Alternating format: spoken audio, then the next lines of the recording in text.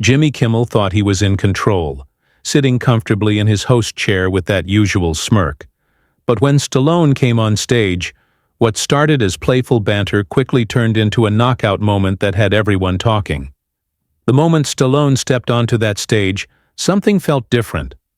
He looked calm, maybe even a little amused, but there was a fire in his eyes that said he wasn't just there to promote a show.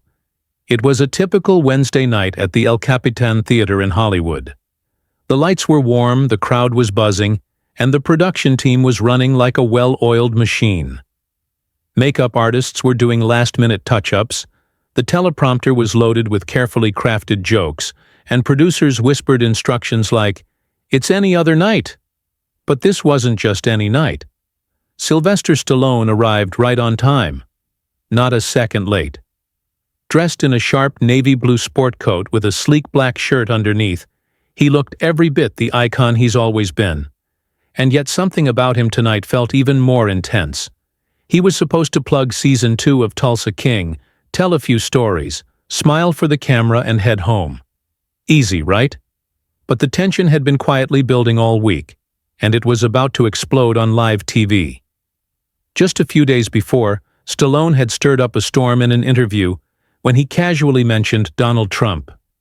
He called him a wrecking ball and said, "Sometimes you need one to clear the junk." That quote spread like wildfire. People went wild online. Some praised him, others criticized him. The internet did what it always does, but Stallone didn't explain or backpedal. He said it, and then stayed silent.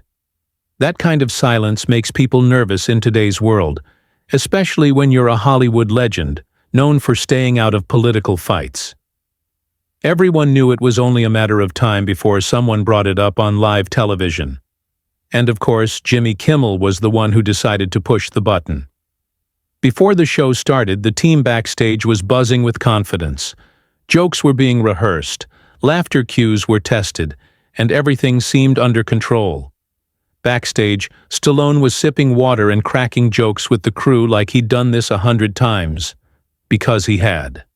But if you looked closely, his smile didn't fully reach his eyes. He wasn't nervous, not even close. He was ready, and that made all the difference. The show kicked off like normal. Kimmel did his usual monologue, throwing jabs at tech CEOs, making fun of celebrity divorces, and warming up the crowd like he always does. Before Stallone could even get comfortable, Kimmel leaned in with a sly grin and said, "So? Trump, huh? I guess Rocky took one too many hits to the head." The audience laughed loudly. But Stallone didn't flinch. He didn't laugh either.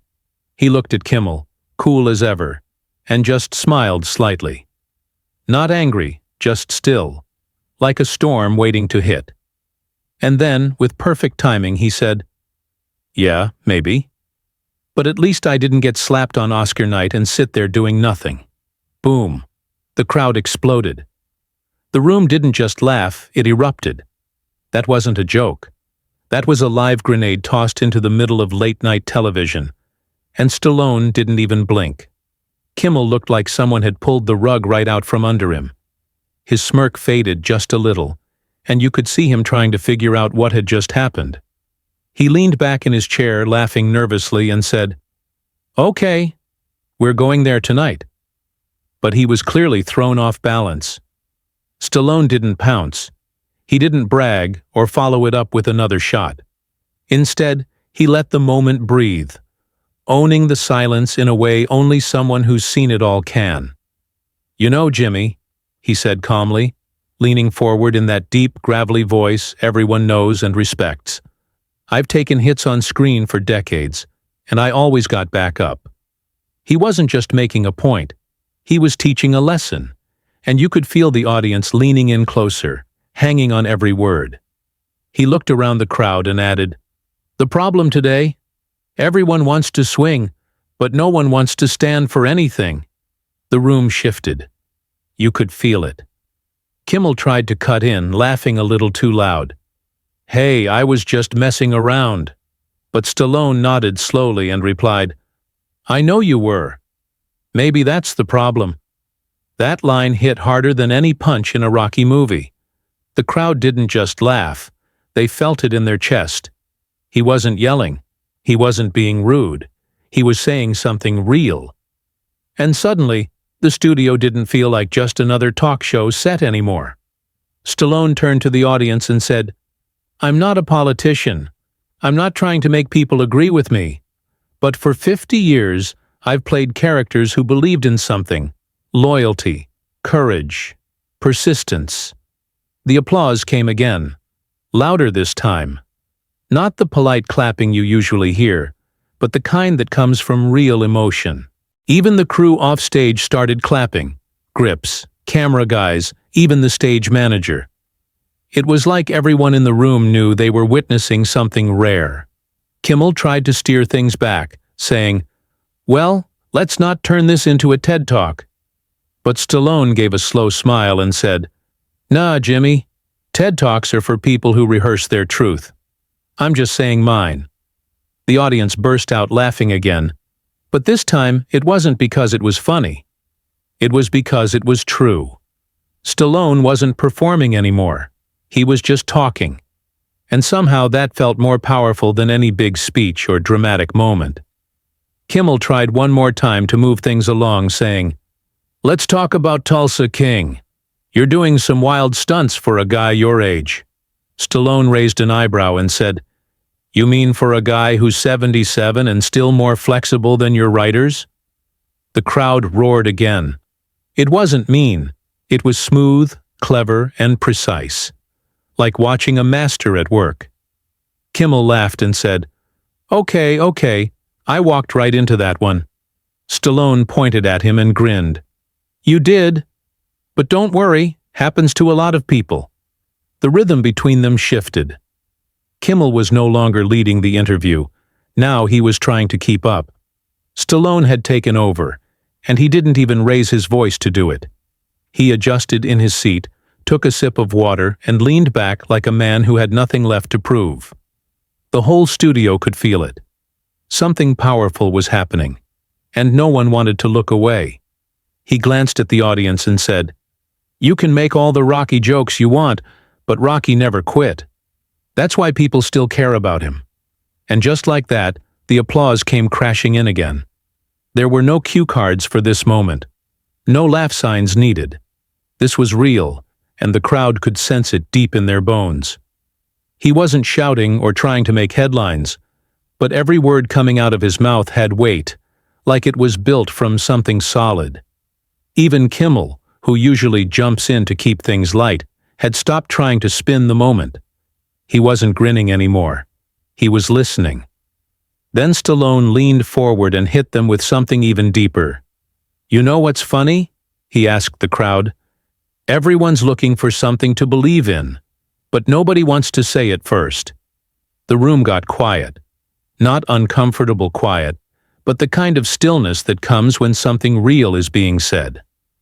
Kimmel raised an eyebrow and asked, "So you think it's your job to go first?" Stallone shrugged slightly and said, "Not my job, just my habit." He kept going, his voice steady and calm. "I didn't grow up with money or power. I had a coffee table, a typewriter, and a dog I couldn't afford to feed. But I had a voice. Took me years to learn how to use it." Nobody was laughing now. They were locked in. He wasn't giving a lecture. He was giving truth, without dressing it up. Stallone looked directly at Kimmel and said, "Studios offered me money to sell Rocky, but they didn't want me. They wanted someone better looking. I said no, because if my name's going on it, I need to believe in it." The crowd clapped again. This time, it wasn't excitement. It was respect. Everyone watching could feel it. This wasn't a celebrity moment. This was something different. Kimmel tried to bring things back, saying, "You've always had grit. You think that's what kept you going in this business?"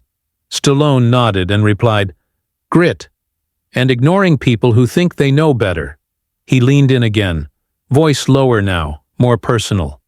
"You survive this town by knowing when to speak, and when you do speak, mean it." Kimmel asked carefully, Aren't you worried that saying stuff like this could hurt your career? Stallone looked him straight in the eyes and said, Jimmy, I'm 77. You think I'm worried about career points now? The audience laughed again, but there was heart in it. He wasn't being dramatic. He was being real. And people could feel the difference. He added, if I lose a deal because someone doesn't like what I believe, maybe that deal wasn't worth much in the first place. And the crowd roared again, clapping louder than before. Then came the line that sealed it all. I'm not trying to be right. I'm just trying to be real, Stallone said, and the silence afterward hit harder than any punch. A woman in the front row clapped first. Then the rest followed, slow at first, then rising into a wave of applause that felt completely unforced. Even Kimmel had to admit it. He nodded slowly and said, You're a different kind of guest. Stallone smirked and replied, Yeah, I come with a message and a left hook. And just like that, he sat back, calm again, while the internet exploded with clips of the moment that people would keep replaying for weeks. By the time the applause died down, the energy in the room had completely shifted. This wasn't just another celebrity plugging a show. This felt like a defining moment in late-night history. Kimmel, trying to lighten the mood, leaned forward and said, So, Sly, you ever think about running for office? The way you're talking, half the country would vote for you already. It was meant as a joke, a soft jab to break the tension. But Stallone didn't dodge it. He didn't smirk or wave it off. He looked at Kimmel, tilted his head, and answered with razor-sharp timing, Only if I get to debate you first. Completely deadpan. The crowd exploded again. But this time, even Kimmel couldn't hold back a genuine laugh. He leaned back in his chair, clapping once as he grinned. Okay, he said, finally acknowledging that Stallone had taken total command of the moment. But Stallone wasn't done. He saw something in that moment, a chance to make it even deeper. Without changing his tone, he added, People always say I'd make a good politician, but I think I'd rather play one in a movie. That line hit different. It was clever, it was cutting, and it had just enough truth in it to sting, because everyone knew politicians don't talk like this anymore. The audience laughed, some clapped, but Stallone wasn't trying to stir the pot. He was just saying what he believed, plain and simple. Kimmel, still trying to recover, leaned in again. Do you ever worry that these kinds of comments, political stuff, could mess with your career? Stallone didn't blink. Jimmy, I've done the work, he said. I've told my stories. If someone drops me because they don't like how I vote, then maybe they never respected me to begin with. There was a low murmur in the crowd. Not confusion, but agreement. People weren't just entertained. They were moved. He continued, voice steady and powerful. I've walked red carpets, won awards, and been on every magazine you can think of. And none of that means anything if I'm afraid to speak. Please like and subscribe. Let's continue. You could hear a pin drop in that studio. Stallone wasn't trying to impress. He was showing what it looks like to be unshaken. Fear of being wrong, fear of being alone. That's what keeps people quiet, he said. But quiet people don't change anything. Kimmel, no longer trying to joke, asked, So what's the takeaway? Speak your mind no matter the cost? Stallone smiled gently. Not quite. The takeaway is, don't be afraid to be yourself. If that upsets people, that's just a side effect. But Stallone wasn't watching the numbers. He had delivered his message. Calm, confident, and with more impact than any rant or monologue could ever create. When the cameras finally stopped rolling, there was a strange kind of silence. Not awkward, but deep. The kind that happens when everyone knows they just witnessed something bigger than entertainment. People backstage weren't rushing to pack up like usual. They stood there a few seconds longer, almost stunned, like they were still trying to process what had just happened. Even Jimmy Kimmel, seasoned and sharp as ever, looked like he had finally run out of lines. He shook Stallone's hand with a grin that was more respect than showbiz. As Stallone walked off stage, the audience stayed standing. No one told them to applaud, but they did anyway. It wasn't for a performance, it was for presence.